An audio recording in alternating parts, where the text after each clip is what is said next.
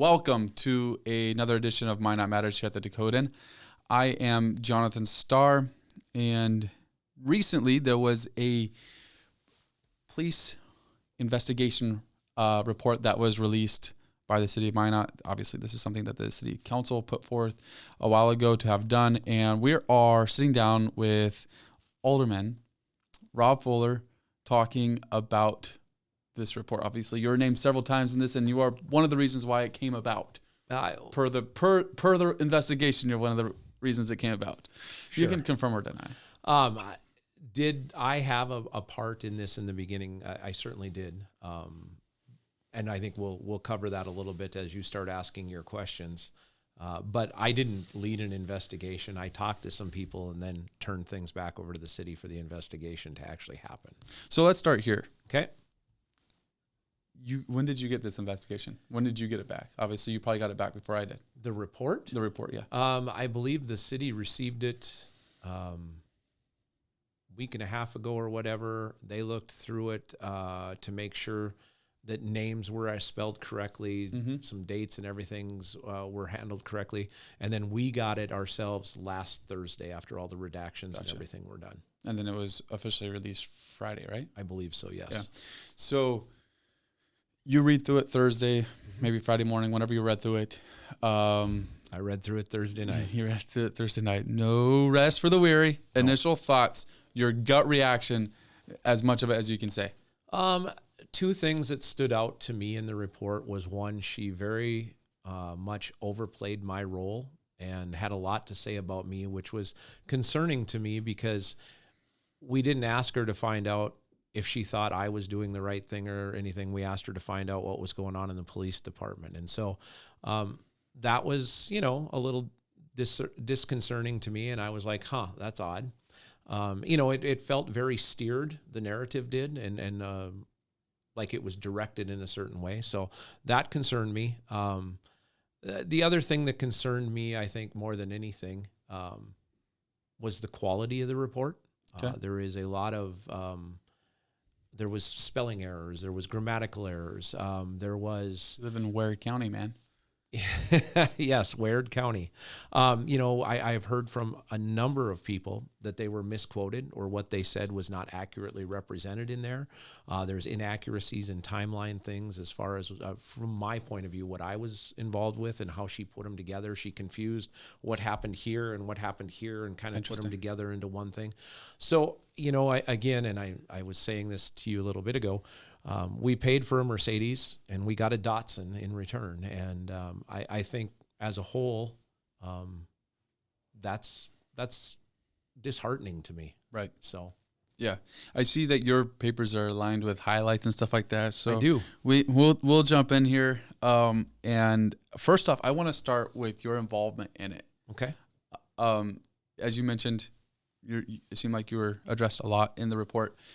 Matter of fact, one of the first recommendations that are listed directly addresses your role in it, essentially, with changing how some of the inquiries like this should be done in the future between city council and city staff, which is interesting.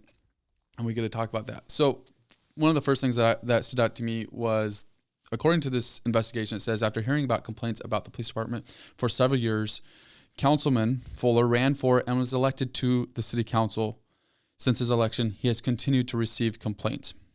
To the point, he was concerned about these complaints in light of requests for funding to build a new police department building. He and Councilman Samuelson stated they would not support funding for a building unless the city addressed the moral issue at the department. So basically two things here. First one, did you run? Why did you run for city council? I ran for city council because I thought the city was spending our tax dollars poorly, and I was tired of the high taxes. And I've said that from day one.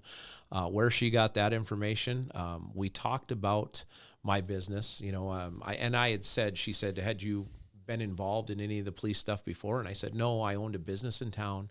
I had a number of cops that worked for me. And you always used to hear some of the stuff, but you never paid attention to it. There was no, oh my gosh, I got to dig into this. Like, I don't care. I was running my business. You'd hear the cops, ex-cops, talking about stuff. But again, you didn't pay attention. So her having put that in there is completely false and completely inaccurate. Okay. So second thing, is your vote on a new police department building, new facility, dependent upon the morale issues? Well, again, I mean, I wouldn't say anything is dependent, but what I had said, and when this all started, so we had our first meeting, Scott Samuelson, Steph Stahlheim, the city attorney, Harold Stewart, and myself, on August 26th after we had an executive session that afternoon. He just, Harold said, hey, let's talk about this, because I believe the city wants to do that, right? They want to build a new facility. They want to renovate whatever they want to do. And I simply was saying, hey, before we spend $12 million, $20 million, $50 million, I believe we all know there's a morale issue going on down there because we keep hearing it. We're losing officers, we're losing dispatchers, we're losing everything. So before we start throwing money at a situation to better it, let's see why we're losing employees or why we can't recruit employees. Let's do that. And that's what it all started as. Okay. So very good. Because it seems like on the dais, when you're sitting behind the dais, and it includes Samuelson, I know you can't speak for Alderman Samuelson, but a lot of the worry or concern has been about budget funds and stuff absolutely. like that. I mean, what's fiscally responsible, right? I mean, and where I come from with the police department thing, we are tied to a flood control project for the next 35 to 50 years, potentially. We have the NAS project. Is it fiscally responsible and smart of us that are helping govern this city to tie ourselves into another long-term project where, again, you heard they want to potentially get a 0.5-cent sales tax to pay for it, a public safety sales tax. Right. That is not fiscally responsible. And so that's where my personal issue stems from. It had nothing to do with just trying to hold up the process to figure what was going on. It was like, hey, I get it. We need to do something for the police department. We need to finish either the existing building or do new. But if we can't fill that building with officers, why would we go and throw all that money at it? Right. So further, this is on page 2 of the memorandum. Most of the stuff that we're going to talk about today is going to be from the memorandum. That maybe some of the attachments or whatever that are referenced, but we're not intending to go through all that. But further down on page 2 of the memorandum, it said both Fuller and Samuelson have held up that process, referring to the process for a new police station. It says that you've held up that process because they want to take care of these morale issues first. Reading that, how true do you feel like that is? Well, is there a process in place? I mean, we've all been listening to the city council meetings. It's come up. We've talked about it. Alderman Blessum has asked for some different opinions. Lisa Olson had a different look that she wanted us to look at. So, I mean, there's no process in place. It's not like we're stopping the funding by doing this. There's no funding yet to be had for anything, right? Right. We're trying to figure out what we want to do. So, again, I was just trying, when we talked with Harold and Steph, I was just trying to say, you know what, before we do this, let's figure out if there's an issue there. Right. Makes sense. Okay. Interesting beginning to the report, but then we jump into the part where you and Samuelson actually began to have conversations with City Manager Stewart about potentially looking into the police department. And It was said by City Manager, according to the report, that all the information that was being brought was old information. It's already been looked at.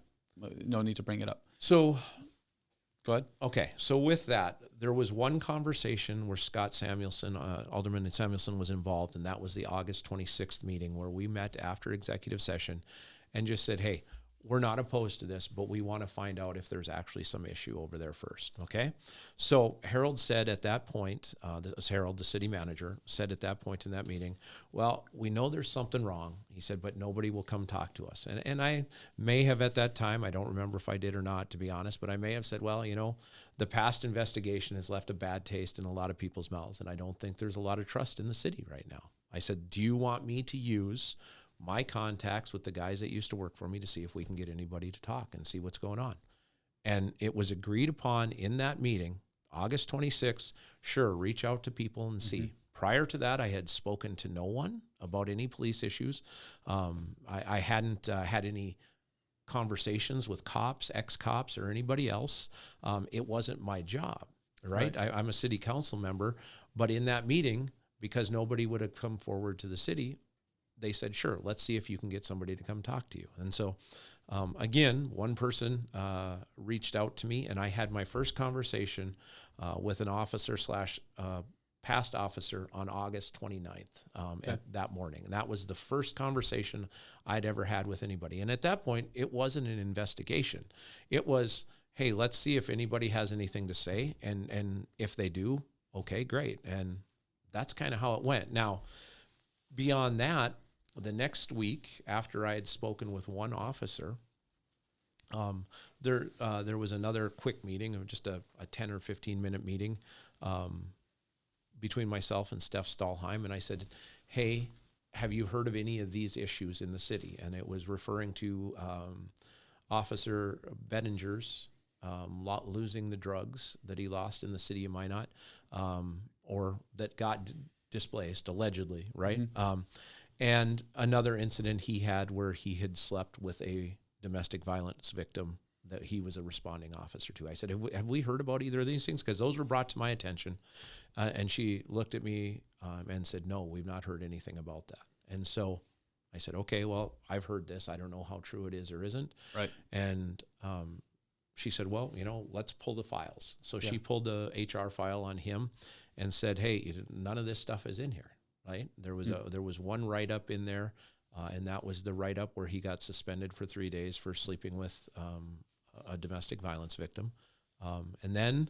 So that write-up was in the file? That write-up was in the file from December, if I'm not mistaken, of 22. And then the only other thing in there was a performance evaluation that was done in January of 23 that gave him glowing reviews. And I was so in December 22 that happened, and then January he has a glowing review performance evaluation? Yeah. And I was like, that seems kind of odd. And so I said to the city attorney, I said, well, people had said there's something called shadow files. I didn't know what they were, but I said, and I don't know if that's true or not, but somebody said, hey, there's files over there that the lieutenants, the captains, and the chief all keep there, and they don't come to HR. And so I believe Steph Stahlheim and somebody from HR went over there to the police department and asked for all shadow files with regard to discipline of any officer or anything that had happened. And they were given a bunch of files and brought those back. And during that second week, this is leading past Labor Day, right? I had a couple more interviews. Some people had come out and spoken to me. And what I was getting from people, they would contact me. I wasn't reaching out to anybody. They would contact me and be like, hey, so-and-so told me that you're talking to people and that you want to know what's going on in the police department. Do you want to hear from me? And I said, absolutely. If you'd like to come talk to me, I will certainly come talk to me. And that went on for about 2 weeks, right? I mean, I talked to 21 people in those 2 weeks, 2.5 weeks, both from current PD, past PD, current dispatch, and past dispatch. Yeah. And it was at that point, and I'd been in contact with Harold and Steph Stahlheim the whole time. It was at that point that I said... I want to interrupt you there. Okay. But I want you to continue your story, but I want to interrupt you right there. Yep. Because it almost, and maybe this is just my perception reading the report, but it almost felt like what was being presented was that you ran an investigation, had these interviews with people, and I use the word investigation because that's kind of what's inferred to in the report. It wasn't intended to be an investigation. And then you went to city council, but that's not really true. When you began to have these conversations with people, it was actually... or then you went to the city manager. When you began to have these conversations with police officers, it was maybe saying under the authority of the city manager would be too powerful, but it was definitely with the They knew what knowledge. I was doing. They knew what I was doing. They knew I was talking to people. They knew I was taking notes, and I turned all of those notes over. And yes, not one time did they say, hey, we need you to stop. Right. I mean, I said that when we got to a certain point and so many people had been coming forward and I was getting more and more phone calls, I said, Harold, I think this needs to be turned back over to you guys. This is something that's bigger than what we thought it was, and it needs to be looked at. And that's when they started working through the process to find an investigator and brought it to the city council. Do we want to look at this? So I guess continuing down this, because you were telling your like the timeline of events, and I want to continue on that. But there's something else that's in the report that's basically, it's the first recommendation on the list, and it's talking about how there needs to be a better process between city council and the actual grievance process that the city has in place. But again, this is not something where you're going outside of your, well, perceivably outside of your role as a city councilman and trying to collect all this dirt and overtake a city employee. This was actually something where I've heard this, something we need to look into. City people say, look into a little bit. Okay, we actually have a problem. Let's start an investigation. That's more what this is, not just something that you were freelancing and then bringing it over. Absolutely. I mean, again, I was talking with the Steph Stahlheim. I spoke with Lisa Junt a couple times. I was talking to the city people saying, hey, I heard this. Have you guys heard anything about this? Do you know anything about this? And so, again, they were a part of all this when I was doing talking to people and asking what was going on. They were a part of this. They were pulling files. They were looking at things. So the first recommendation is create a process by which council members, this is the first recommendation in this report, create a process by which council members bring personnel issues to the city manager for review and response and or investigation, so that personnel issues are reviewed under the city's complaint or grievance policy and by personnel who are trained in these areas. That's the number one, or I can't say number one, but is definitely the first recommendation in that list. That feels like it's addressing specifically the process that you went through, but then as we talk with you now, that process was actually in line with the city. So absolutely. I mean, and again, she, like I said, she overstated or over portrayed what my role in this was, right? I mean, once the investigation started, that was her. I wasn't running an investigation. Right. I was talking to people that currently work there, that had worked there, what's going on type stuff. And, here's the thing I'll tell you with regards to that. There is a process in place for the city employees to go to the city and tell them issues that are going on. But I think there's a lot of mistrust from past investigations, as I've said. From what I heard, there's a lot of mistrust, and so they were scared. People were worried to go talk to just the city manager or HR or whatever it was, for fear that nothing would come of it, and then they would be on the record again like before and get slapped back into place by their immediate supervisor or whatever it was. So right, and that's very interesting that I want to talk about more. I got to keep my cliche going, or my catchphrase going. Interesting. So slighted in, she mentioned in a report, it's not surprising that individuals who feel they have been slighted in some way seek out the newest member of the council to plead their case and see if they can obtain a different result, which I think this is interesting. So are you... Am I a noob? Am I just naive and let everybody... But are you the newest? This is an investigative report. There was 3. Yeah. Newest is so... And I understand that maybe I'm looking at very small details. Yeah. But you're talking about you mentioned $50,000 to $60,000 report right here. Yeah. That there's a lot of time put in. And in the report it says, and I would love to talk to her, by the way, Yvette, but in it says that you're the newest, which you are one of 3, being you're one of the newer ones. And there could have been a lot better ways for that to be expressed. Later on in this paragraph, it says it's Ware County instead of Ward County. It's just a tough paragraph. I think right there, again, I'm not going to really sling mud, but for whatever reason, she wanted to focus on what I did more than on what was going on, I think. And she maybe took umbrage with me talking to people because I wasn't an investigator. But, I guess if it's her opinion that I was naive and somebody fooled me into doing something that shouldn't be done. I mean, you read the report, you read what people were saying. If there was nothing there was 40 or 50 people that came out and talked and said nothing then. Right. So just a ton of disgruntled employees. Just right. They're all just upset employees, right? Yeah. So we'll move on off of the personal stuff in a minute, because there's one more thing that I think is very fair to be brought up on this, and that is where it directly references the information that you wrote down on paper. This is me directly reading from what the report said. The reference to retaliation in Fuller's notes is inconsistent with the underlying facts. There are other references to in quotes, WTF, and in quotes, WTH in Fuller's notes without explanation. These references were explained by Fuller as personal commentary to himself. They are, however, inappropriate for notes of an investigation or any other official city documentation.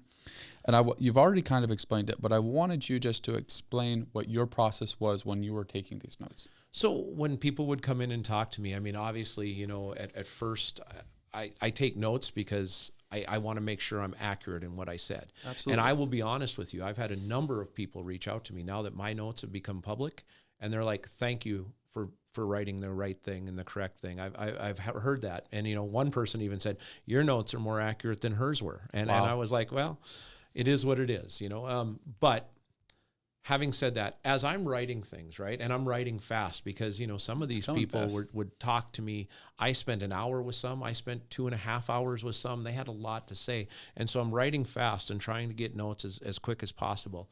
And as I'm writing, somebody would say something and I would put WTH behind it, Yep. in my own head, right. Just my own notes. And again, these weren't part of the investigation. This was just what led to the investigation. They were my own thoughts and my own ramblings. And just things that I think maybe I marked to say, hey, come back. When the city looks at this, we need to find out if this is something or not, right? Yep. I mean, is this part of it? Is this somebody slinging mud, or is this true and accurate? Because there was a lot of detailed complaints in my notes that weren't ever even referenced, talked about, or brought up in her report. And so that's odd to me. But again, she's the professional, and she gets the big bucks. Were you anticipating your notes to become that such a hinge in the investigation, such a focal point in the investigation? No, I didn't. I mean, the only reason my notes are even in there is because I am a public official. I took notes, so they have to become part of the public record. Did you know that going in? I did, and that's Okay. why I took notes. Yep. I mean, when we talked about it that day at the meeting, Steph said, if you're going to talk to people, you have to take notes and you have to give them to us when you're done. And I said, okay, absolutely fine. Yep. And so I gave them my handwritten notes, right. And I gave them, because I typed everything up, I did not put officers' names right. with that or anything. So, okay. You also mentioned, as you're going through the timeline, which I so rudely interrupted you on. You're fine. We'll get back to it. You mentioned shadow files, and that's something that the investigator calls out specifically. Okay. She says there were references to shadow files in Councilman Fuller's notes. Supervisors in the department, like all department supervisors, are encouraged to counsel their employees, verbal counseling, and then document the conversation so that they can keep track of what was done as part of the progressive disciplinary process. If it's not forgotten down, it'll be forgotten about, essentially is what she says. She goes on to say there's nothing nefarious about keeping a counseling memorandum with the individual supervisor, as the term shadow files may create. So basically she's trying to explain potentially what shadow files could be, almost a second set of HR files. Okay. Now, I don't know if you're privy to any of the shadow files or those records that were pulled from the police department, what was actually in them, but if you are, does it seem like perhaps some of the stuff that was being kept in these, we'll just go with this term, shadow files, were actually things that should have been in HR file? Absolutely. And I, if I'm not mistaken, I think there's been a directive from the city manager or the city attorney, one of the two, I remember hearing about it, that no more side files are to be kept. Everything is to be given to HR going forward. Wow. So, Okay. So I mean, she has her opinion on that. She doesn't think it's a big deal, but I believe the city thought it was a big deal that there was stuff in these other files that weren't in the HR file. That's incredible. I thought so too. I don't have much to say on that because it's so incredible. All right, so you were in like week 2. Do you remember where you were at in your timeline process when you were given it? You were like right around week 2. Yeah. So we were going into the second week. I had a couple conversations with Steph, and when we were talking about the Bettinger file and everything, she said, do you want to just talk to Chief and ask him some questions because maybe he can clear all this up? Right. And I said, that's a great idea because, again, we didn't know what was true, what wasn't true. You're hearing things. Then you find some files and you see some things and you're like, okay. And so we had a quick conversation. And then, again, I was still doing talking to people and taking notes. And on if I'm not mistaken, Thursday, September 5th, I think we had a meeting that morning with Chief Klug, Steph Stahlheim, Harold Stewart, Monica Porterfield, and myself. Yeah. I at that meeting, you asked, there was 2 questions that hinged the investigation on. Well, there was a couple questions. Yeah. There was more than 2 questions, but those are 2 questions that she wanted to point out in there, because that's where the whole, well, I didn't think they needed to know, or, I believe Klug made a reference in there that why he didn't want to tell me and everything else. And so we'll go over that. You got a question, I can see it. Well, this is what I want to go over. So there's 2 questions that she included in the report. Did you schedule a meeting with Larry Hubbard regarding Krista Becker? And is there anything else on Dan Bettinger? Yeah. And the first was yes. The second was no. Yep. There's nothing else on Dan Bettinger. That's correct. In the investigation, it says when Klug was asked a question by Fuller, Klug knew that there was an issue with the cadet who was a juvenile, but did not know if there was any substance to the allegation, since no one had spoken to the cadet yet, given she was out of town. Chief Klug was waiting until September 9th, 2024, when the cadet came back in town to determine whether they needed to do an investigation after they could confirm the information with the cadet. Chief Klug does not believe he lied to Fuller, Stewart, or Stahlheim because he didn't know. Okay, whatever. Then going on, this is the part that's really interesting to me. Mm-hmm. Klug did not call Stewart after the meeting with Fuller on September 5th, 2024. After that meeting, Chief Klug went to the meeting with the sheriff. Stewart and Stahlheim called, so city manager Harold Stewart and city attorney Steph Stahlheim called Lieutenant Haug, who is the professional standards lieutenant, and asked if there was an investigation with Bettinger and a cadet. Haug said yes. Mm-hmm. Klug references it as an issue with a cadet. And Lieutenant Haug referenced, when asked if there was an investigation, says yes. Yeah. I could see if there's an issue with an employee, with a police officer, that Chief Klug does not run that up the chain of command to city manager. There's going to be a lot of issues in a lot of departments across the entire city, right? Absolutely. An issue. Yeah. But when there's an investigation into one of the city employees, that doesn't, do you feel like that constitutes perhaps it should be ran up to the chain of command? Again, I think there's some discretion to be had there. But if there's anything out there that leads to liability for the city, that puts the city in a bad spot, which again, I think some of those things, an officer sleeping with a domestic violence victim, an officer losing 15.7 grams of heroin, or it going misplaced, whatever, allegedly, those Don't you love that word? Those things need to be communicated up the chain to the city manager and the city attorney to protect the city, right? I mean, those issues open us up as a city for liability, which could cost money. And that's my only issue with that. There's always going to, I don't care if it's the police department, fire department, public works, there's always going to be a little bit of discernment as to what they can and can't do, what needs to go up and what doesn't need to go up. But I take umbrage with that. I think that that was an excuse. Yeah, so. Right. Yeah, definitely an interesting deal there, and it was following that ordeal, that direct interaction, that Chief Klug was placed on admin leave on September 11th, 2024. Mm-hmm. Crazy stuff. So the investigation was regarding allegations of hostile work environment, inconsistent discipline, staff confidence and leadership, staff retention, staff morale, and staff concerns of retaliation by Police Chief John Klug. Mm-hmm. Do you feel, and I kind of led off with this, but as we've worked ourselves through and we're in the middle of this now. Okay. Do you feel that this investigation, this report, addresses the concerns that the city council, that you as a city councilman, that you as an alderman had? I think it got part way there. I don't think it got all the way there. No, because I know there's some things that people said to me, and then they also went and said to her, that never showed up in there. And to me, An investigation means you're going to take all the information from both sides, and then you're going to go look at things and see what actually happened and what didn't actually happen. And nowhere in there do I see where there was any kind of effort to find out if anything was true or accurate. You know, this is what this person said, this is what Chief said, and so, well, I don't think he was out of line, I don't think this, I don't think that. You know, one of the things that stood out to me, and I'll just be honest, and bothered me, is in reference to why he didn't tell myself and Harold Stewart and Steph Stahlheim in that meeting that Bettinger was possibly being investigated again for something with a cadet, whether there was anything there or not. Right.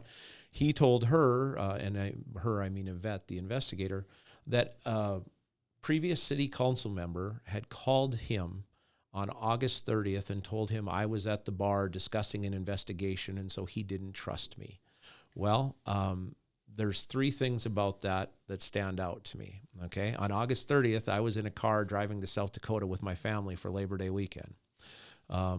Second, I don't go sit at the bar, and anybody that knows me, anybody that you could ask, knows I don't go sit at the bar. Now, have I sat at the bar and played bingo with my buddy Clint and had a beer at 5 o'clock in the afternoon? Sure, I've done that, and I've gone home. But I have a federal firearms license, and if I get a DUI, I lose my federal firearms license. And again, that's for the past 10 years has been a portion of my business. So you will find I do not go sit at the bar and drink and drive home. That's just not a thing I do. So I started looking back in my calendar because I wanted to see, because I'm old and I keep everything in my calendar because I can't remember. I'm young things. and I do that. Yeah. Nowhere in the previous week had I been to the bar. But on August 29th, I went to Wings and Rings and had lunch with my buddy for his birthday at 12:30 in the afternoon.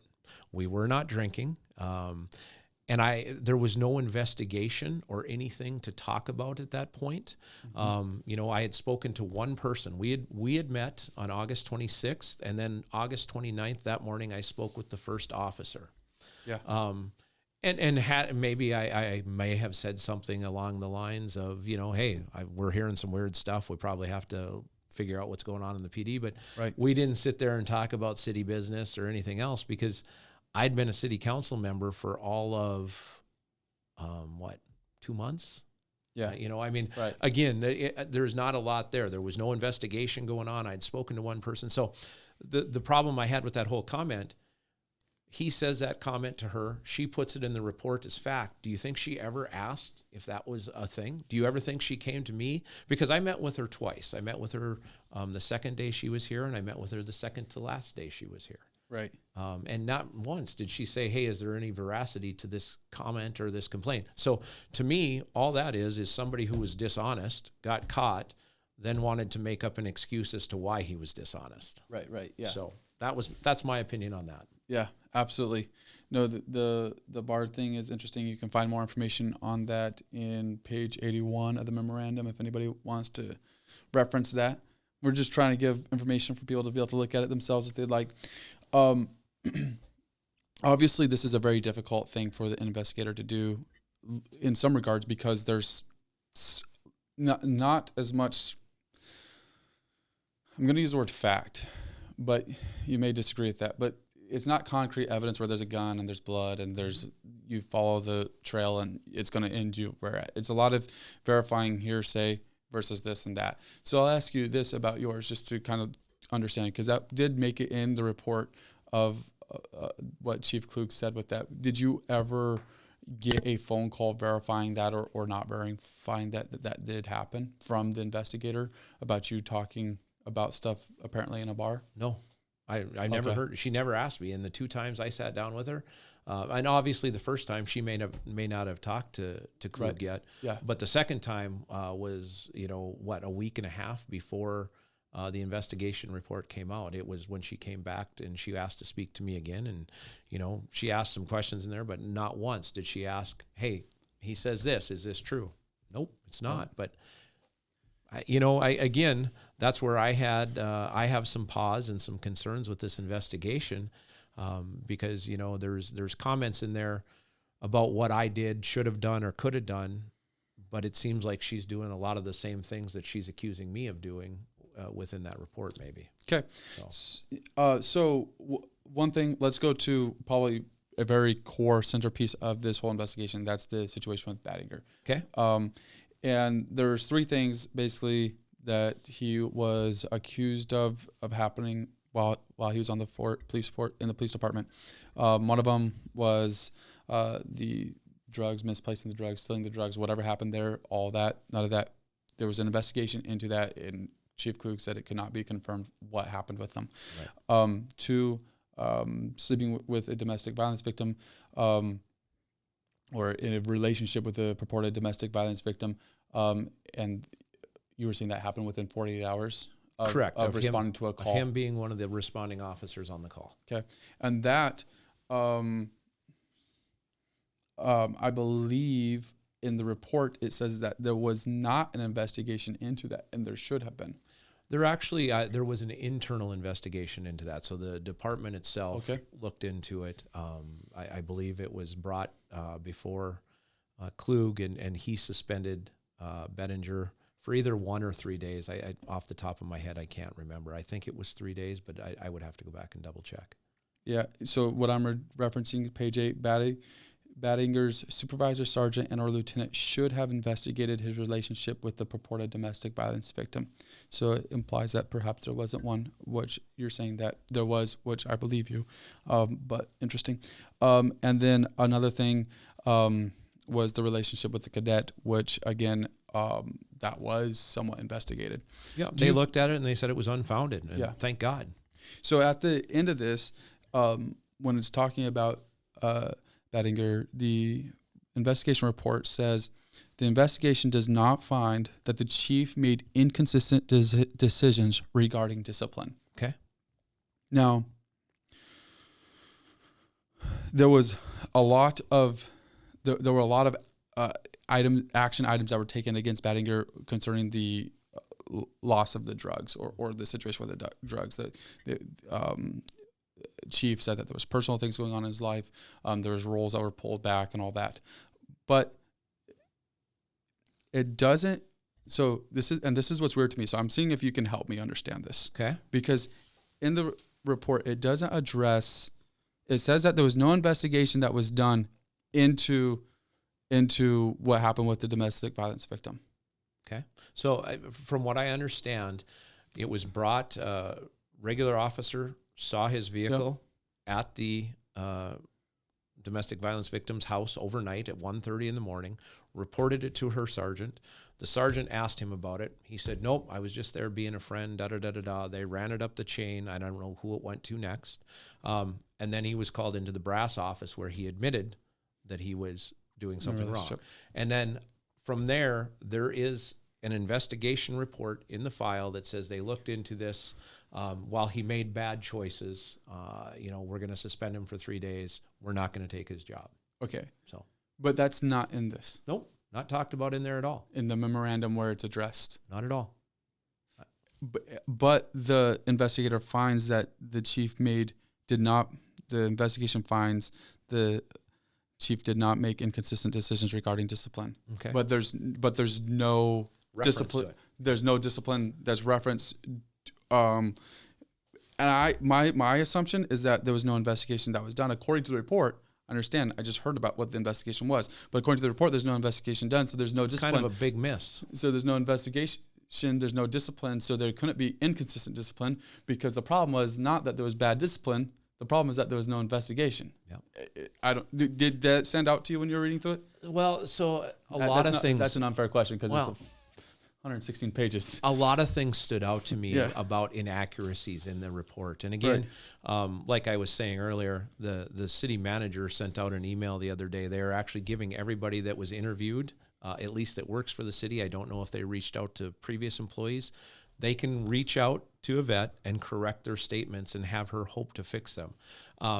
So that there's a lot of inaccuracies and inconsistencies in there from what everybody's saying, not just myself. Yeah. But one of the things that I will ask, we want to talk about the inconsistent discipline stuff.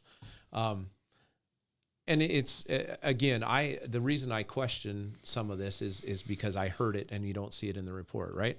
Officer Bettinger slept with a domestic violence victim. If you look at the post board certification, which is the patrol officers, basically what they live by, they swear to do, if the post board were to see that, and I asked Klug that when we were talking, if the post board were to see that, would they take his license away? And he didn't want to admit that they would, but they would. Okay. So anyway, he does that. It's a 3-day suspension at home. In 2020, 2021, somewhere in there, we had an officer during COVID times. They were told they locked dispatch with a number keypad, and they were told not to give out the code to anybody. The officer, because they didn't want people interacting and being around each other during COVID times. Okay, I understand it. I get it. That there was an officer that gave out a code, and now I don't know if there was any other disciplinary actions before, but there was an officer that gave out a code, if I'm not mistaken, to another officer that wasn't supposed to be in there, but that went down there and asked a question, and he was terminated for giving out the code to the door. Wow. So we terminate people for giving out codes, but not for sleeping with domestic violence victims. And so that's where I kind of question how accurate is that report? How accurate is that investigation? Right.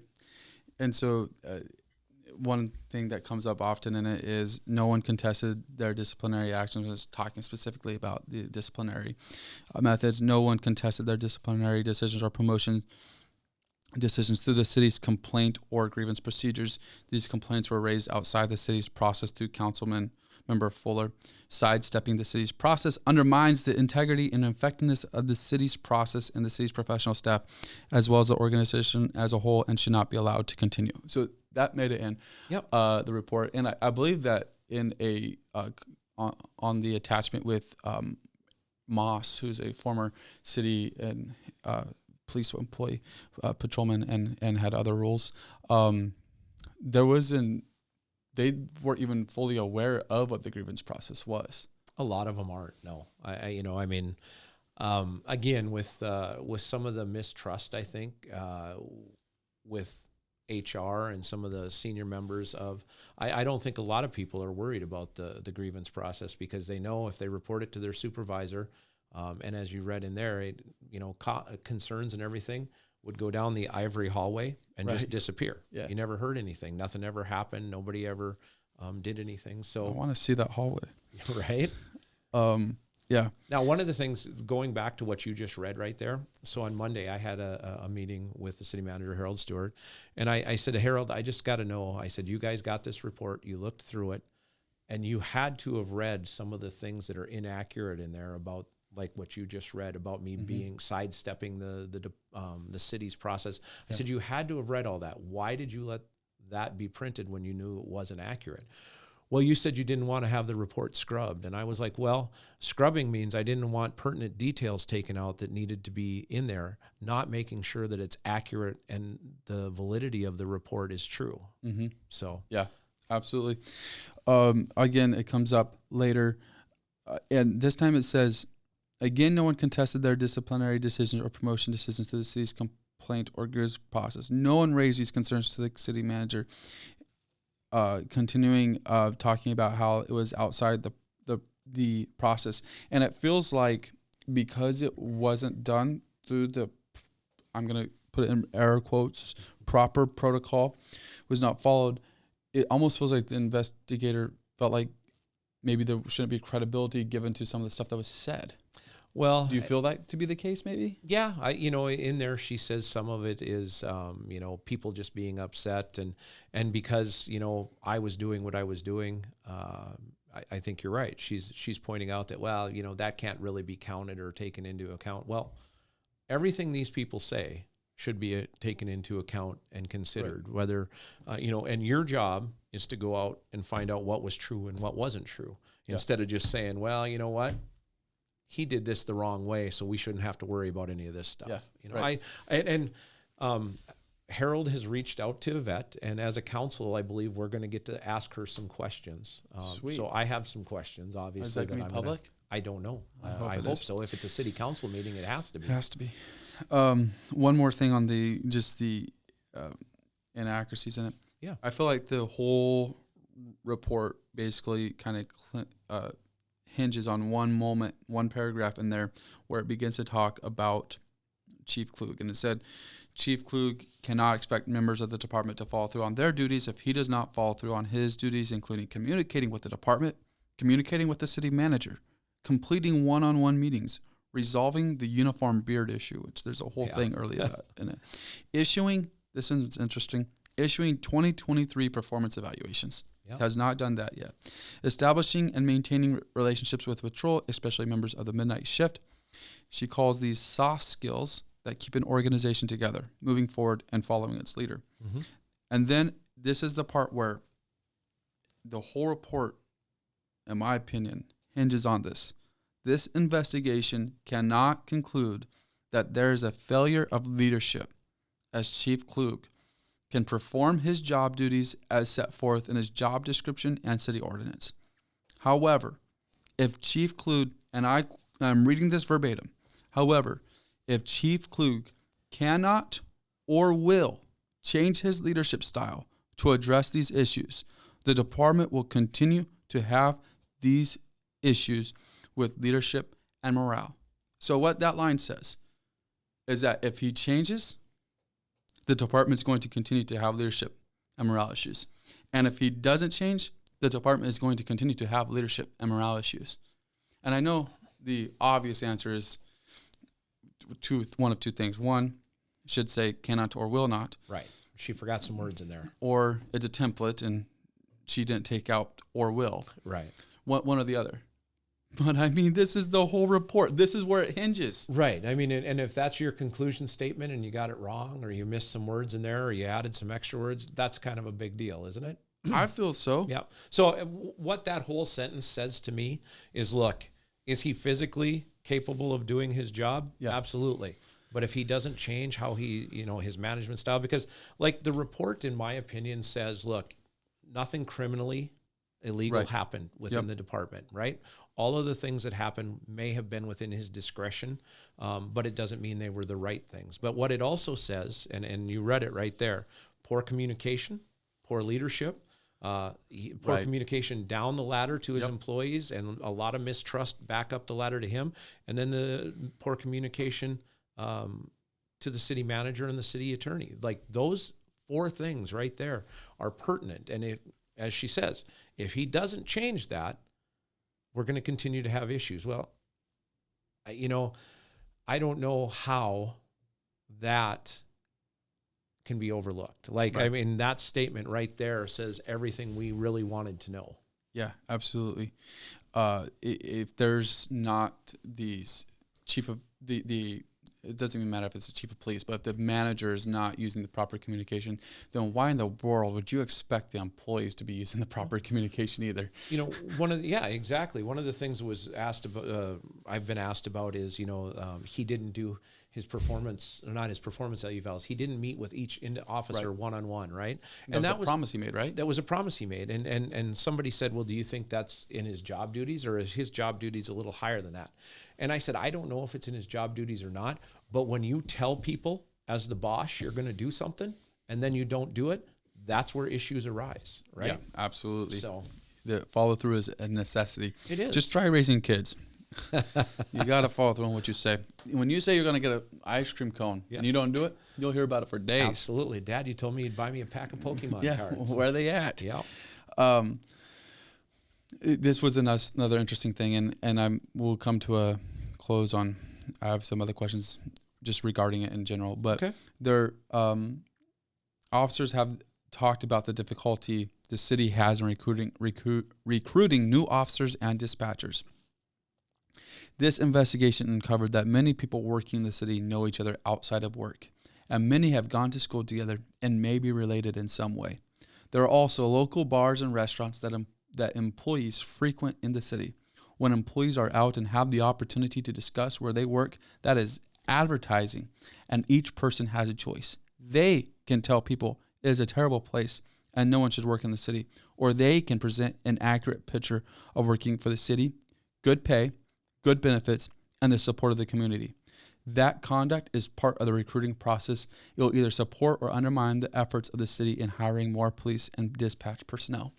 I don't disagree with that in general, But is it the responsibility of the employees to go out and say that the place that they work is a good place, that they get good pay, that they get good benefits, and they support the community if they don't believe that?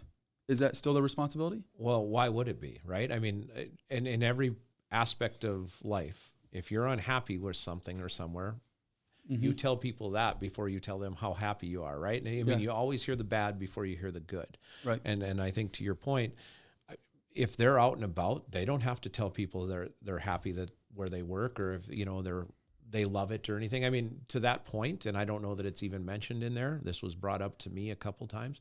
There's a Reddit forum out there based over North Dakota, and it says, what police departments would you like to work for and what police departments would you not like to work for? Minot is on the top of the list to don't go work for them. Yeah. There is a reason that is there. Part of that reason is also on that Reddit forum. Is it? If you Google that Reddit forum. I've never looked at it. I just went and I heard what the officers were saying. If you start Googling officer names, you'll hear about actions they've taken. Okay. So what do they, if you don't mind me asking, if you've read it, what do they list on there as a reason not to work for Minot PD? So I haven't gone through all those, but I've gone through some of this. I've searched officers' names on theirs, and I've seen actions that they've taken, and we've put out some requests based off of stuff like that. Okay. So no one should work in the city, and this is the part that's really interesting to me. No one should work in the city, or they can present an accurate picture. And the accurate picture of working in the city is, as she outlines, good pay, good benefits, and the support of the community. Is that fair? Is that fair? That seems steered to me, and I would tell you if I didn't think that she had some help from somebody in the city, or maybe a direction pushed. I don't know. That's speculation on my part, but there's so many things in there that are outside the purview of what she was asked to do that it, like I said, it's concerning. It is. All right. Where does the city go from here? I don't know. As a city council, we're going to sit and wait and see if the city manager gives us a recommendation on what we're going to do and go from there. Interesting. And so basically you'll have to wait for the city manager to give the recommendation, and then you guys will vote. Well, if he brings a recommendation to remove chief, that we'll hear about it. If there's no recommendation or he's going to reinstate him, it doesn't come to us at all. Okay. So basically this could just go by the wayside. I say wayside. Yeah. Wait, I don't mean like wayside. I just mean that this could be the last we hear of it at the city council meetings. We may not hear anything about it at the city council meetings. Yeah, absolutely. Okay, very interesting. You fine with that? You don't have to answer that question. No, I'm not fine with it, to be honest. I mean, I listened to a lot of people. I heard a lot of things that were very upsetting. And so we have a mess down there that we have to fix. I mean, these officers, they put their lives on the line every day for us. They deal with things that none of us should have to see or deal with on a daily basis. We owe them the very best department that we can give them. And I mean leadership, communication, physical building, we owe them that. And so I think it's of utmost importance that we figure out what the problem is there and deal with it. So interesting. I think that's good. One last question about the report that I had in my notes I missed, and that is retaliation. It comes up. It's in the original reason why the investigation is brought about, and then when in the memorandum, there's only a very little that's written about retaliation, and it's centered around the actual investigation that's happening, not about any past history of retaliation happening. Right. Was that the intent? No. We wanted to know if we wanted her to investigate and see if any of the claims that people had been retaliated against had validity. And I don't know that she actually did that. I don't see any other references. Like you said, the only reference to retaliation is that the city manager put out a post or an email that said nobody will be retaliated against while this is going on. Well, we'll look forward to what happens next. Obviously, we'll be working on interviewing some other people that may have some input on the investigation. City council-wise, we'll look forward to potentially hearing about this at a future city council meeting. But if not, have a very happy Thanksgiving. Thank you. I appreciate that. You have a happy Thanksgiving as well. And So thank you for having me on. Yeah, I assume turkey's in line. Yeah, we got some turkey. I thought of you this morning. I heard stuffing was on sale somewhere, and I was going to call you, but then I was like, oh, that's right. He doesn't eat stuffing. Yeah, so. for sure. No stuffing for me. Somebody else, though, I listened to the podcast from the other day and was like, you like turkey? And I was like, what do you mean? Everybody likes turkey. Yes, and like, no, I don't either. And I was like, what? Good. So there's a following. Them people that don't like turkey. Alone. Get behind me. Support me. I need all the support I can get. All right. Really appreciate you coming on and talking about this subject. Absolutely. Thank you. Have a great weekend. Absolutely. Thank you for watching this episode here at the Dakotan. Be sure to like and subscribe to our YouTube page. Become part of the Dakotan community. We are working on putting out fresh new content every single week. 2 p.m. on Tuesday, we got a live stream. 8 a.m. on Thursday, we got a live stream. Stuff's happening. Make sure you like and subscribe. Become part of the Dakotan community. Thank you for watching this video, and have a great day.